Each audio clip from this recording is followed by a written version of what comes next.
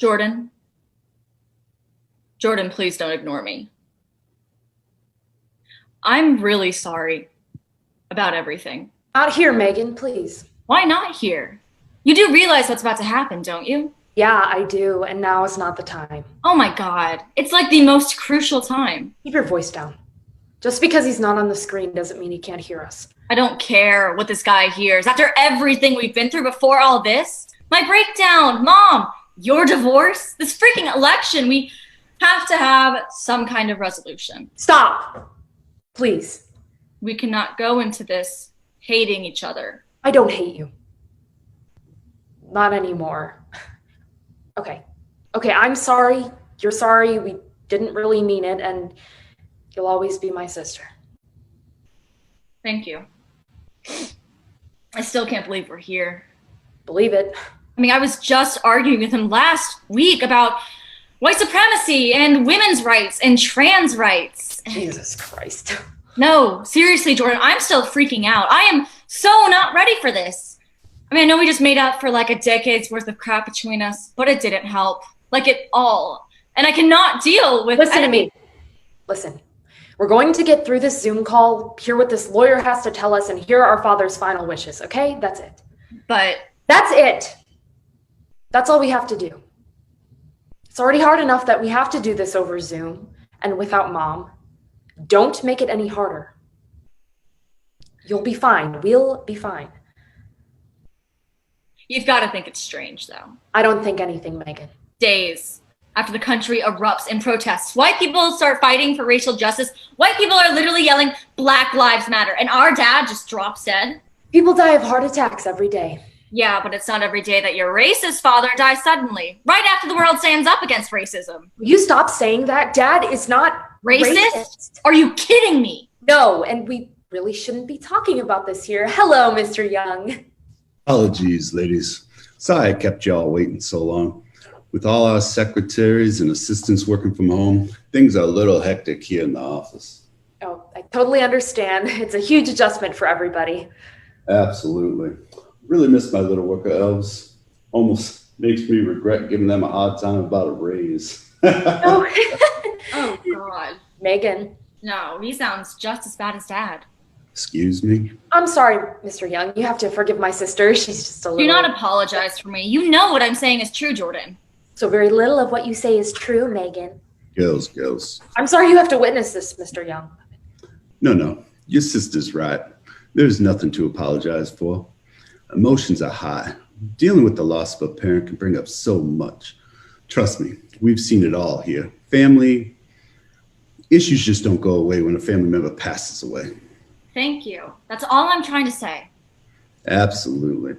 I mean, hell, it's why business is always booming. Booming. Really? Well, all right then, yes. Why don't we get started? We're just waiting for a couple more beneficiaries and devicees. Devicees? Yes, someone who's been named in the will to inherit real estate. There's someone else named in Dad's will? That's right. 2 people, yes. Once they join us, I'll go over everything with y'all. Wait, then why isn't our mom here? Well, she doesn't need to be. She's not in— What a prick. Megan. What a fucking douchebag, racist prick. Do not talk about Dad like that. Oh, like what? Like the asshole that he was? I can't believe this. On top of all the fucked up crap he did. This? You don't speak like that of the dead. No, I'm not lying for him anymore. Leaving Mom out of the will, I mean, he's not just a racist asshole, but a selfish, petty, shitty person. Dad is not racist. Jordan, his club buddies called him Strami Therm. Strami Therm in public. That was just an inside joke with those guys, and you know it. And it isn't funny, and you know it. It's problematic at best, and really freaking racist. Well, what does it matter now, Megan? Dad's dead, and so are all of his jokes. Girls, I know this is a difficult time, It but— matters because whether you like it or not, those were not jokes. You know he believed in all that stuff. He passed that bullshit on to us. Oh, pass what on to us? The terrible things he would say about Mom. All the racist bullshit he would say about Mexicans, Muslims, and mop heads. Oh, come on. Okay. Hey, let's just— Mr. Young, you knew my father well, and you know he was the worst, right? Sweetheart, I can't say your father was a He was notorious. You couldn't take him anywhere because of what might come out of his mouth. I mean, honestly, Dad's the reason I don't have any black friends. Wow. Jesus Christ, Megan. Oh my God. Oh, it's okay. We don't have any white friends either. Guess that makes us even. Let's not go that far. Oh my God. I'm so sorry you've had to hear that incredibly ugly and terribly true fact about me and my father, who's dead now and also really, really racist, has like stock in private prisons and stuff. Yeah. Oh my God. I'm so sorry you had to hear that. My sister is just distraught, clearly, with our father's past and passing. And hearing his last will and testament is... I told you this was going to be weird. No, understood. Don't worry about it. A death in the family can bring up all kinds of stuff you'd rather leave behind. You can say that again. Well, all right. Thank you so much for joining us today, Mr. Williams, Miss Williams. It's already a difficult time given everything going on in the world, let alone having to sort out Mr. Anderson's last will and testament. I'm sorry, but how do you two know my father? Yeah, we're not sure that we do. My sister and I got an email from Mr. Young about a week ago, but we didn't know if it was a scam or what, so we ignored it. But when Mr. Young called us, we knew it had to be real. But we didn't even know your father, so getting these calls about being named in this will was... Very surprising. We don't really know why we're here either. Yeah, well, knowing my father, I'm sure he wronged you or exploited you somehow and is just trying to throw money at the situation from the grave. Please forgive my sister. We were actually kind of surprised to hear from Mr. Young as well. Our father never really believed in this sort of thing. Always told us we better make our own way. He made his millions, and so should we. Our whole lives, he held his money over us. He always believed he'd be able to take his worldly possessions with him, you know? We didn't even know he had a will. We didn't even know we had a father. Misha. Oh, I'm so sorry. Don't be. I'm not. Just another deadbeat who's not part of our life. It's the way my mother wanted it. That's why she never said anything to us about him, even on her deathbed. Misha, these people do not need to know our business. Please, that man is not our business. I mean, he couldn't even see about his own children for not even a day of his living life. Well, at least your father wasn't a racist. Excuse me? Megan. I hear you. I do. Absent fathers are literally the worst, but come on. You could sleep very well at night getting what's rightfully yours. I mean, like when that day comes, of course. But me, on the other hand, I don't want a single thing from that man. Nothing. Okay, Misha, that's enough. And racist or not, at least you knew your father, so I'm sure you'll sleep very well tonight too. Oh, there's no way I could take a single cent from him. The crap he spouted, the business he was in, it's basically blood money. Blood money? And look, I'm very sorry that you grew up without your father, but you could absolutely take whatever money he'll leave you. And you should. He owes the both of you at least that much. Megan, I don't really think you... Are you saying that there's a dollar amount that you could place on the life that I've lived, lost and fatherless? No. Oh, God, no. Are you really saying that to me? Come on now, Misha, she did not say that. Absolutely not. No, that is not what she meant. Oh, that's not what she meant? Really? Because that, Megan, actually would be blood money. Like you've ever cared about where your blood money came from before that orange-ass clown took office. What? How dare you say that? Why you gotta go there, Misha? This is so unnecessary. You don't even know this woman. I know very well that Black Lives Matter and built this country. Oh, good for you. Good for you, Megan. Gold star. I marched for your life and mine last week. Where were you, huh? Megan, stop. Calm down. Oh, I was just living my regularly scheduled oppressed life, wondering why my father don't love me. Ladies, stop this. It is neither the time nor the place for this kind of talk. People here are grieving and everybody here is acting crazy. So please, let's just stop and take a breath and stop acting crazy. Jeez. All right. I think it's best if we just, y'all know what? Why don't we just start over?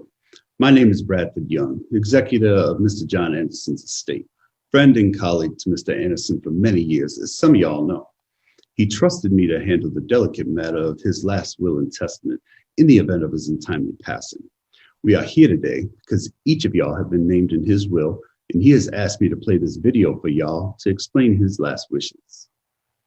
God, a video of Dad? Jordan, I can't, I'm not ready. I can't be more nervous than my girls will be when they watch this, so... Oh, girls, I thought I'd know what to say by now, but the truth is, I don't. If I know anything, I know you two've been fighting, probably moments before you hit play, but seriously, girls, If you're watching this, then I know that I've been the cause of more than a few fights recently. Megan, look at me, sweetie.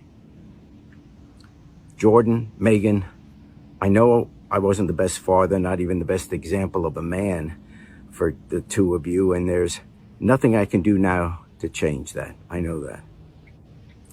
But I do want to try to make right what I can. John and Misha, I know you don't know me, but I hope by the end of this, you'll know why I did what I did and why I've done what I've done. Where do I even begin? Well, first off, I know you've been wondering why your mother has been left out of all this. The reality is, this is what she wanted. And I don't know what all she shared with you, but I hope you're open to hearing me. And believing me when I say she chose this. Well, really, I put her in an awful position, and then she did the same to me. Shortly after you were born, Jordan, I met and fell in love with another woman. And I had a child with her a year later. This was obviously very painful for your mother. It was painful for me. I found myself feeling things I'd never felt for someone I would have never imagined. It was confusing and complicated. And I shared all this with your mother. She tried forgiving me, but she just couldn't do it. More than forgiving me, Joan couldn't bear the shame of divorce or outside children. So she forbade me from seeing that woman and our child again. And I did what she told me for as long as I could. But no matter how hard I tried, I could not stay away from Melinda. John, Misha, I am so... There's nothing. I loved your... John, Misha, I did a terrible, terrible thing. For terrible reasons. I let fear and ignorance and quite honestly hatred keep me away from you and your beautiful, beautiful mother. And I have spent the last 26 years in complete and crippling shame. And it is still a drop in the bucket of the immeasurable amount of pain I have caused each of you. My wife learned of your arrival, Misha, and demanded that I cut you off completely. I tried to reason with her, but she threatened to expose my infidelity and my illegitimate children. And I was such a coward. I'm a coward even now for making this video instead of making the effort to meet you. I am ashamed and disappointed with myself. I didn't know how to stand to my truth and stand up to my wife. I did, however, manage to stand up for you, John and Misha. While Joan kept me away from you with the threat of exposure, she did not keep me from providing for you. You see, I told her that if I had to accept a life without you, she would not get a red cent of my fortune, and that you would be named equally in my will in the event of my passing. But with everything going on in the world right now, I realize that I have to go a step further.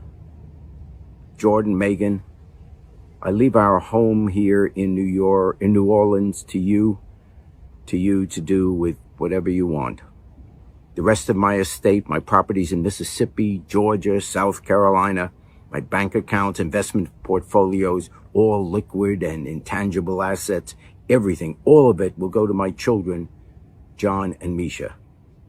Girls, all your life I've been telling you to make your millions, and I hope you have.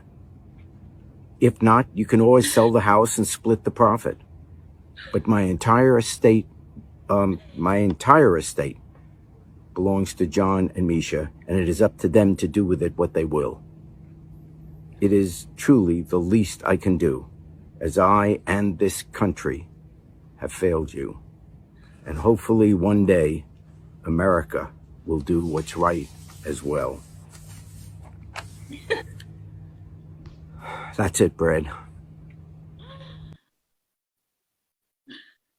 My father?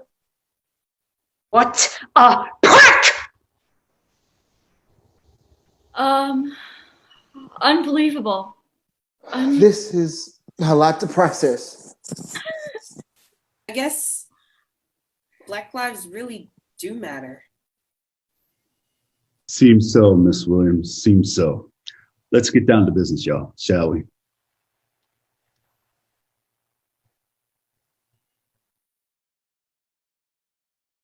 Jordan,